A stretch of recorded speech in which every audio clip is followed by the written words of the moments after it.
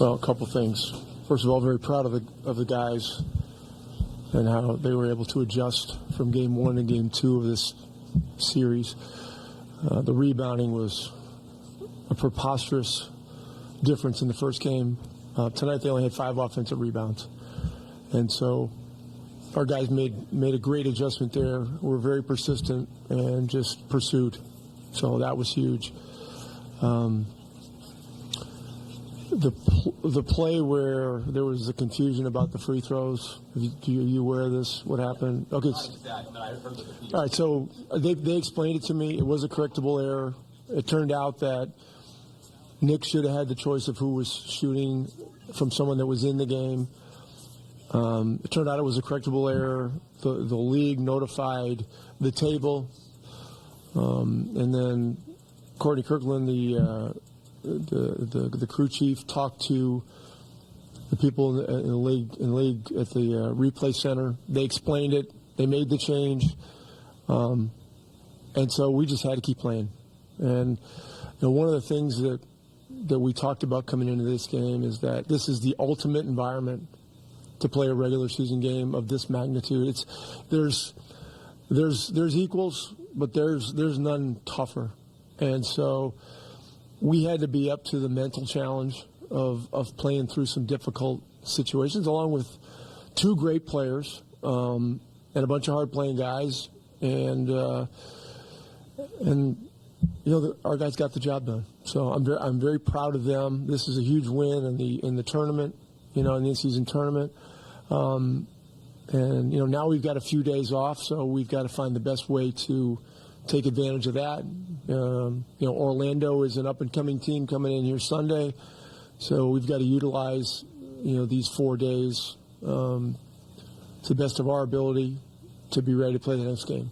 Because, coming off a win like this, it's easy to exhale a little bit, and we just can't allow ourselves to do that. Rick, you had so many guys play well, but fourth quarter, Miles Turner had 15 of his 17 and just seemed to be very dominant in that fourth quarter. He had only played 8 minutes, I think, before that fourth quarter. Miles did everything down the stretch. He took a charge. He had 1 or 2 blocks. He rebounded. He finished. He hit a really important three-pointer that gave us a cushion. And he just kept playing, and one of the things, Lloyd talked to the team this morning about it too, because Lloyd coached here for 5 years. And he's well acquainted with this environment, and he said the same things that I was saying to the guys, is that anytime you have a little bit of success, you got to keep your foot on the gas pedal no matter what. And so all in all, the guys did a good job there. I thought Toppin played his best game as a Pacer tonight.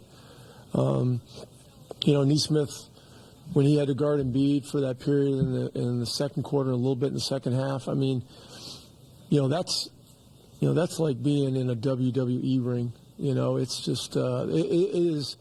You're going against a guy who's probably one of the strongest guys in the world. And one of the most skilled in all of professional sports. So, but our guys scrambled. They kept flying around. And we did what we had to do to come out of here. So real proud of them, and so. When you hit on a couple of those points, to start with the rebounding, was it just as simple as just having more want-to there and having more of a focus on it, or were there other important adjustments you think you guys made to make sure that you were better on the glass? There were some adjustments, but the big adjustment was the disposition and the persistence and the understanding that this is an enormous part of the game.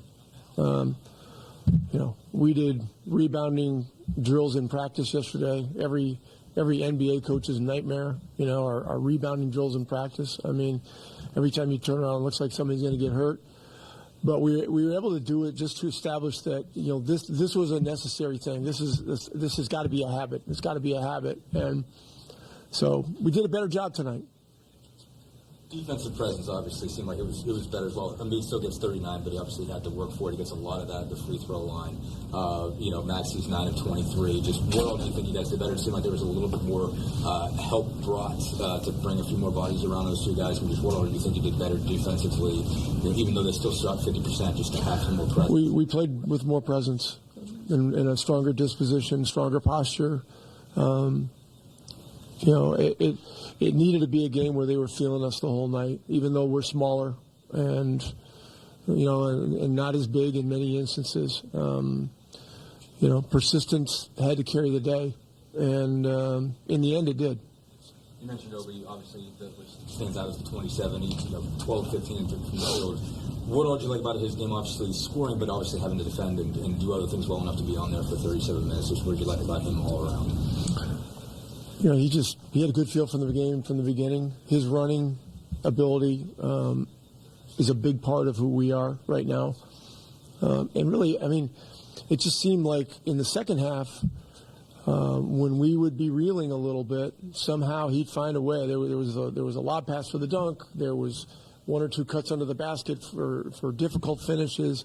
One time there was a run with a really nifty, difficult finish. And he just kept coming. He just kept coming, and that's the kind of team we got to be. We got to keep coming, and tonight we did. Do you have a Jalen Smith update at all? And will he be home with you guys? And I went to the hospital. I don't have an update. Tyrese, obviously, after 25 and 17, he goes for 33 and 50. And just again, we talk about him all the time, but still, how just special of that, but also just the first 11 games he's had, just how just impressive is what everything he's done so far. He's our guy. He's our guy. He's a great player, and we did a little bit different thing with the rotation tonight. It ended up working out. He played big minutes, but there were so many stoppages of play that there were rest periods. But he's just an amazing player. He's got an amazing vibe. And he battled out there. He battled defensively, and he battled on the boards too. And so, he's our leader on the floor. He's our leader off the floor. And, he understands that, for us to grow as a team, opportunities in this environment to succeed are critical. And he kept a really, a really calm, smooth, steady disposition mentally the entire night. Didn't get too up or too down, and that's how you got to play, especially in this building. Tyrese has just about he's talking in the past about figuring out when to shoot, when to create for others. Obviously, when you have a 30-15 type of night, those are so rare, and he's been able to kind of do that so well. Do you think he's maximized how to straddle that relationship between when to score, when to create for others and playmaking? Well, at age 23, I don't think he's maximized anything. And he's a great player who's going to get greater. That's the bottom line. As he continues to get stronger, as he continues to experience virtually every coverage you're going to experience. He had Beverly glued to him out there. He had Rocco was guarding him at the beginning of the game.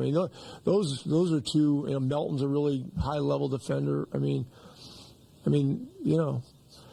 Navigating that is a lot. But he's special. What else can I say?